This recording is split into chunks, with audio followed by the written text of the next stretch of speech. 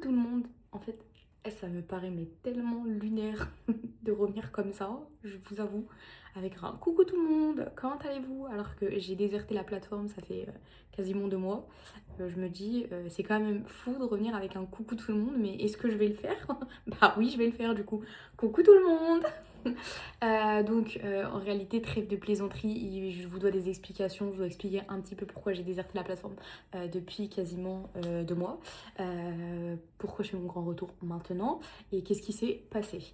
Dans un premier temps, il faut savoir que cette vidéo aura deux parties. Donc partie 1, enfin, elle sera pas en deux parties, mais dans la vidéo, il y aura une structure de deux parties, quoi. Dans la première partie de la vidéo, je vais expliquer un petit peu les raisons, voilà, je vais revenir un peu sur tout ça. Je vais revenir aussi sur mon avis sur Séoul, voilà ce que j'en ai pensé, etc., etc.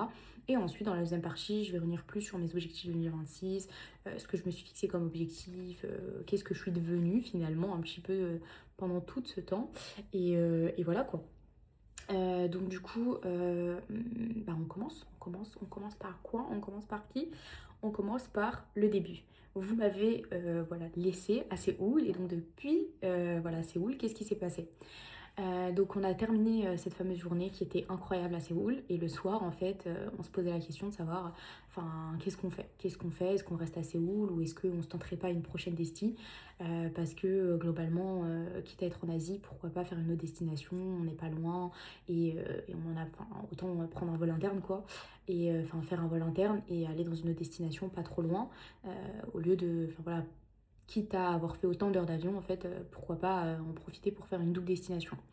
Et, euh, et globalement, donc on s'est un peu posé la question sur quelle destination finalement on allait jeter notre dévolu, sur quelle destination finalement on allait s'arrêter. Mais voilà, il faut savoir aussi qu'il nous restait plus beaucoup de temps. En fait, on avait posé quelques jours en fait à la fin en fait de Séoul, on avait posé quelques jours de vacances, donc quelques jours off. Et donc on s'est dit, vraiment ces jours off, c'est plein et donc c'est concrètement pour passer des vacances dans un autre pays. Et donc du coup on s'est un peu posé la question et vraiment on a beaucoup hésité. Je voulais grave aller à Tokyo. En fait je suis hyper hypée par le Japon, je veux trop y aller. Ça fait 2 ans, voilà, je veux vraiment trop aller au Japon. Mais je veux aller au Japon et pouvoir en profiter pleinement. Je sais que ça va être des journées hyper intenses et chargées au Japon. J'ai envie de voir et faire beaucoup de choses là-bas. Et donc du coup j'avais pas envie de faire ça vite fait, bien fait en quelques jours. Donc on s'est plutôt projeté et on a décidé d'aller à boum, boum, boum, boum, boum, boum, Shanghai. Shanghai, c'était vraiment, je trouve, personnellement, la destination qui était voilà, la plus cohérente avec, d'un point de vue de la situation qu'on avait, puisque on n'avait pas beaucoup de jours, donc c'était parfait. Shanghai se fait en quelques jours, et en même temps, c'est une nouvelle destination, il y a quand même pas mal de choses à faire. Et puis en plus, à ce moment-là, à savoir aussi que à Shanghai, il faisait voilà, relativement bon. En tout cas, il faisait beau, beau. Voilà, il faisait beaucoup moins froid qu'à Séoul et à ce moment-là on avait regardé aussi la météo au Japon. Je vous avoue qu'il faisait hyper froid au Japon. On commençait à connaître les températures un peu froides à Séoul. On s'est dit ouais non, c'est bien si on va sur un climat plutôt tempéré et c'était le cas à Shanghai. Donc c'était parfait. Je vous dis pas que c'était soleil et voilà qu'on se mettait en t-shirt, c'est pas vrai mais franchement il faisait bon à Shanghai. Donc on s'est dit on a sauté sur l'occasion quoi. On s'est dit c'était nickel quoi. Donc le soir même, en fait, quand on est rentré, on a pris des billets. Ouais, ça s'est fait vraiment sur un coup de tête. En un claquement de doigts, on a pris des billets pour aller à Shanghai. Et donc, du coup, on a décidé d'aller à Shanghai. Voilà. Et puis, en fait, c'est là où les problématiques, en réalité, ont commencé. C'est à partir de là, en fait, c'est à partir de ce moment-là, clairement, que j'avais plus... je prenais plus le temps en fait de continuer à poster des vlogs parce que eh bien tout simplement à Shanghai, je pense que vous le savez en Chine, vous avez des difficultés voilà, on rencontre des difficultés même avec un VPN à se connecter à certaines applications et notamment Gmail, etc. Et donc du coup pour mon montage, Gmail, YouTube, etc., TikTok, enfin voilà, tous ces éléments c'est un peu compliqué, toutes ces apps c'est un peu compliqué de les utiliser et c'est vrai que pour mon montage c'était vraiment une galère, la wifi elle sautait, et c'était vraiment trop compliqué d'utiliser mes appareils. Donc du coup c'est vrai qu'un truc que je pouvais, enfin un montage que je pouvais faire, je sais pas moi, en 1 heure par exemple, je le faisais en 2-3 heures à Shanghai, enfin c'était vraiment compliqué. À côté de ça, j'ai eu aussi, enfin je vous avoue, j'étais ultra fatiguée parce que les journées étaient hyper longues à Shanghai, vu qu'on était vraiment sur de la visite pure, on connaissait pas du tout l'endroit, c'était un peu différent de Séoul du coup, puisque à Séoul on y avait déjà été, on avait passé déjà un mois à Séoul, donc on connaissait vraiment bien. Et donc du coup on savait où aller, enfin je connaissais les endroits, je savais où aller, je savais quoi faire. Là c'est vrai que à Shanghai c'était une totale découverte, donc forcément pendant la journée bah, je profitais et le soir quand je rentrais à l'hôtel j'étais vraiment KO. Ajouté à ça donc du coup ce que je vous disais, les petits problèmes de connexion. Franchement, j'ai clairement abandonné et je me suis dit, bon bah écoute, c'est pas grave, filme toutes tes journées et puis quand tu rentres, tu feras le montage.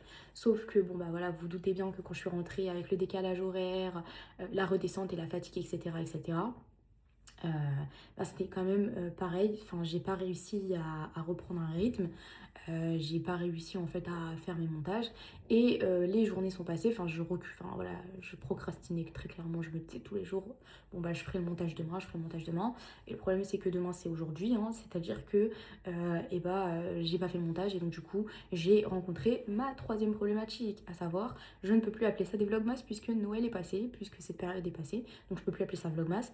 À côté, bah franchement les journées elles ont enfin, avancé et on commençait à être en janvier, je voyais un petit peu sur les réseaux les objectifs 2026, etc., etc. Je me disais, ok meuf, là t'es en train de retard si t'arrives encore avec tes vlogmas, enfin c'est plus du tout cohérent. Et donc du coup voilà, toutes ces problématiques ont engendré en moi un blocage et je me suis dit, ok bah qu'est-ce que je fais?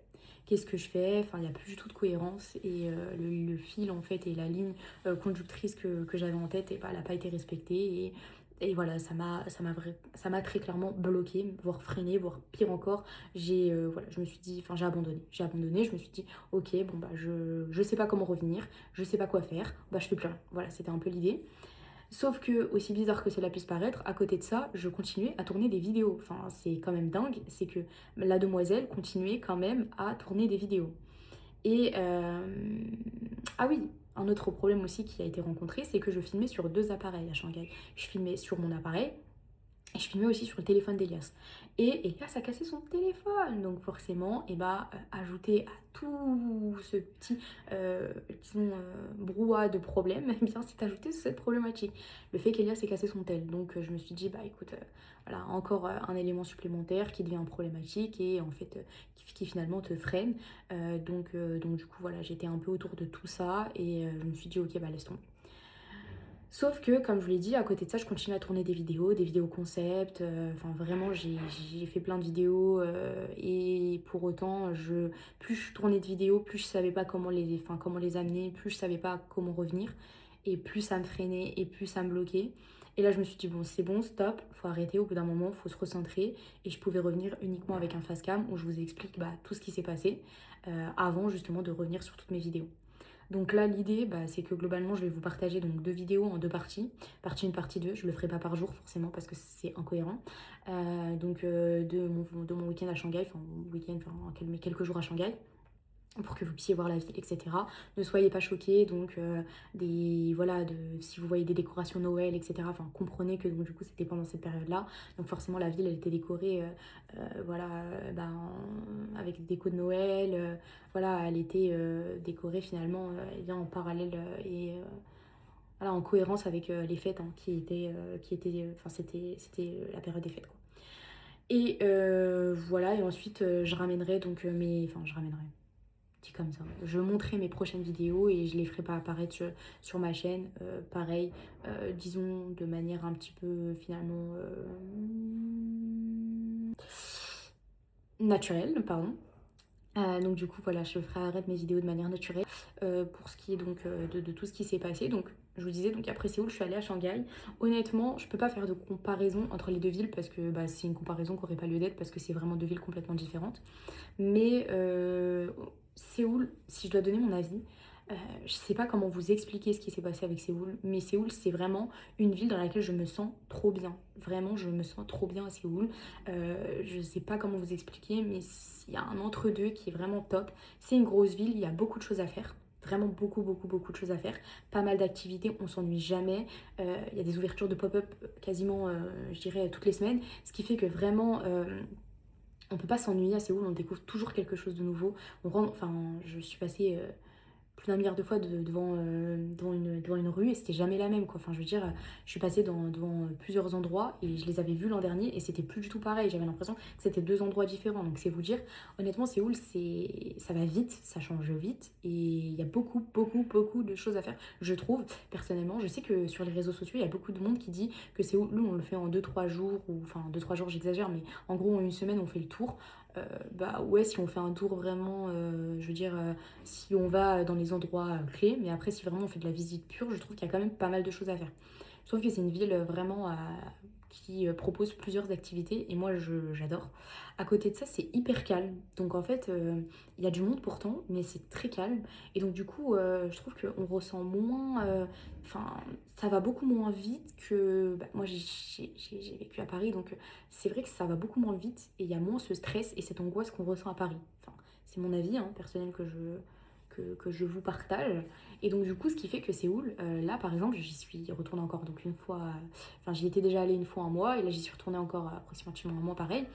Et à chaque fois que j'y vais, je me dis mais, enfin je suis dans l'avion et enfin vraiment la réaction que j'ai et ce que je me dis finalement c'est, mais tu pourrais grave encore y retourner en fait. Et c'est vraiment ce que je me suis dit. Alors, je me suis dit, je pourrais vraiment y retourner encore une fois et passer encore un mois là-bas, sur place, et ça me dérangerait absolument pas parce que bah, j'ai pas fait deux fois les mêmes activités. Enfin, il y a des endroits où je suis allée, enfin, je suis allée cette année et j'y avais déjà été, hein. Mais c'est vrai que j'ai réussi encore à découvrir de nouveaux endroits, à découvrir de nouvelles activités. Et en fait, vraiment, c'est ce qui fait que Séoul, en fait, je saurais pas vous expliquer, mais j'ai vraiment il y a un petit lien entre moi et Séoul, je ne peux pas vous l'expliquer, c'est vraiment une ville coup de cœur, j'ai beaucoup aimé. C'est rare parce qu'à chaque fois que je fais une ville ou que je fais un pays, je me dis bon, c'était cool, j'y retournerai sûrement, même si j'aime bien, enfin, même si j'aime la ville ou même si j'aime le pays, je me dis que j'y retournerai, mais pas maintenant, que j'attendrai de faire d'autres villes, d'autres pays. Enfin, c'est très rare que je refais deux fois la même ville ou deux fois le même pays, quoi. Et là, pour le coup, bah écoutez, Séoul, c'est la deuxième fois et je pense forcément que ce ne sera pas la dernière. Donc voilà, Séoul, il y a un petit amour particulier entre moi et Séoul. Par contre, Shanghai, donc du coup, Shanghai, un peu différent, je le referai pas, enfin, pas maintenant. Il y a de grandes chances que, voilà, si jamais je le referai dans 10 ou 15 ans, j'en sais rien, hein. Mais là, en tout cas, là, tout de suite, maintenant, voilà, je me dis, je l'ai fait, c'était trop bien, mais je le referai pas. C'est vraiment une ville assez futuriste, je trouve. Il y a aussi pas mal, enfin, il y a des petites activités aussi pas mal à faire. J'ai trouvé aussi que Shanghai, c'était assez sympa parce que on retrouvait, enfin déjà le climat était tempéré donc c'était cool. Il y avait quand même des petites ressemblances avec Séoul je trouve. Après ce que j'aimais bien avec Shanghai c'est le fait que on pouvait trouver des endroits bondés et des endroits disons hyper futuristes mais on pouvait aussi retrouver des endroits voilà, enfin il y avait vraiment un décalage entre des endroits genre vraiment hyper futuristes et des endroits vraiment où on voyait la nature etc. Enfin quand je suis allée au zoo par exemple, donc je vous montrerai, enfin vous verrez dans mes vidéos, bah, j'ai trouvé vraiment que c'était voilà, un instant perdu. J'avais pas l'impression d'être à Shanghai, pourtant je l'étais et j'ai trouvé que c'était incroyable. Donc voilà, j'ai vraiment bien aimé Shanghai. Et comme je vous l'ai dit, vraiment je le recommande. Je le recommande donc là pour le coup, j'estime qu'on peut faire le tour assez rapidement de Shanghai.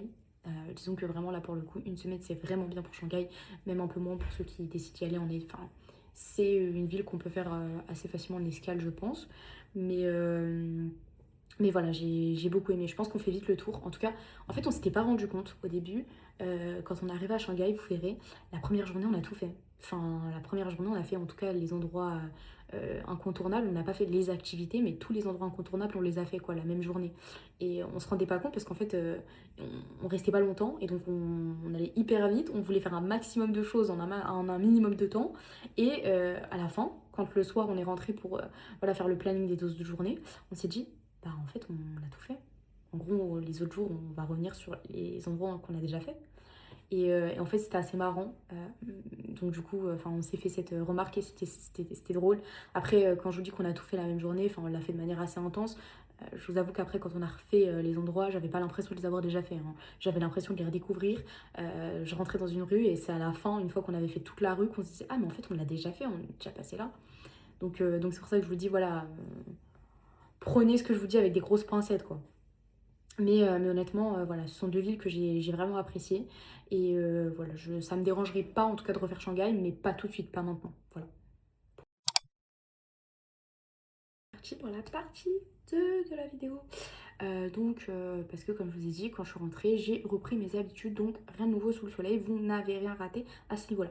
Partie 2 du coup de la vidéo où on va parler un petit peu plus cette fois-ci de mes objectifs, de voilà, ce que je me suis fixé pour cette nouvelle année, enfin voilà, l'année en cours quoi, et voilà, voilà, les conseils que je vais essayer d'appliquer pour moi-même et à moi-même en fait, enfin que je me donne à moi-même et que je vais essayer d'expliquer.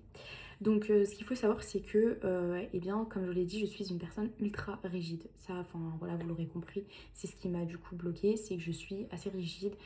En général, je me fixe des to-do list, enfin je fais des to-do list, je me fixe des objectifs, etc. Et quand je réussis pas à les réaliser, bah, ça me freine, ça me bloque. Et en fait, j'ai plus envie de rien faire. En gros, j'ai envie de juste me mettre en boule et me mettre sous la couette et plus envie de rien faire parce que je me dis, bah si je me suis fixé cet objectif que j'ai pas réussi à le réaliser, je suis une ratée. Donc j'ai qu'une envie, c'est de me mettre sous ma couette et qu'on me dérange plus en fait. Voilà, c'est ce que j'ai envie de faire. Voilà, avant Elias il appelle ça la technique de l'autruche. Je sais pas si c'est la technique de l'autruche. En tout cas, moi, voilà, j'ai plus envie de rien faire. Voilà. Donc ça, il faut absolument que j'arrête. C'est-à-dire que si j'ai pas réussi, en fait, je regarde beaucoup de vidéos ces derniers temps, justement, des petites vidéos où ça traite un petit peu de sujets de motivation, etc. Enfin, c'est ce que j'aime regarder en tout cas sur YouTube. J'adore les vidéos, les interviews, etc. Qui mettent l'accent sur des personnes qui donnent des conseils, qui motivent, etc., etc. Je trouve que c'est vraiment pépite. Je trouve ça vraiment super bien. M'approprier des propres, enfin, en reprenant l'ensemble de leurs vidéos, j'essaye en fait de me fixer des objectifs. Et donc du coup, pourquoi je vous parle de ça? Parce que l'un des objectifs que je me fixe aujourd'hui, eh bien, c'est justement la gratitude. C'est essayer justement de me dire, bah ok, t'as pas réussi à réaliser l'ensemble de ce que tu voulais réaliser, t'as pas réussi à répondre à l'ensemble des objectifs que tu t'étais fixé, mais c'est pas grave. C'est ok, essaye juste de te dire que la prochaine fois tu iras un peu plus loin et que tu iras toujours plus loin. Il y a un jour où tu réussiras à cocher toutes les cases de ta to-do list et, c'est un chemin qui prend du temps, c'est pas facile toujours, mais voilà, essayer d'être un petit peu plus, disons, un peu plus souple avec moi-même en fait, parce que, bah, écoutez, sinon je me bloque, je me freine et c'est pas avantageux. Donc le premier conseil, c'est la gratitude. Le deuxième conseil que je me suis fixé aussi pour 2026, c'est d'arrêter d'avoir peur. D'arrêter d'avoir peur parce que je trouve que la peur ça paralyse, la peur ça aide pas, au contraire. La peur c'est voilà, c'est je pense que le plus gros frein, le plus gros blocage que je peux avoir. Je me pose 70 000 questions avant de faire quelque chose. J'ai peur aussi parfois du regard des autres. Voilà, même si ça paraît fou, mais voilà, ça a été le cas pendant longtemps et c'est pour ça que j'ai mis beaucoup de temps avant de me lancer sur YouTube. Mais voilà, je sais que la peur du regard des autres, c'est quelque chose qui m'a beaucoup freinée. La peur aussi de l'échec. Voilà, j'ai très souvent peur de l'échec. Et en fait, donc je me pose 70 000 questions avant de commencer quelque chose ou avant de faire quelque chose.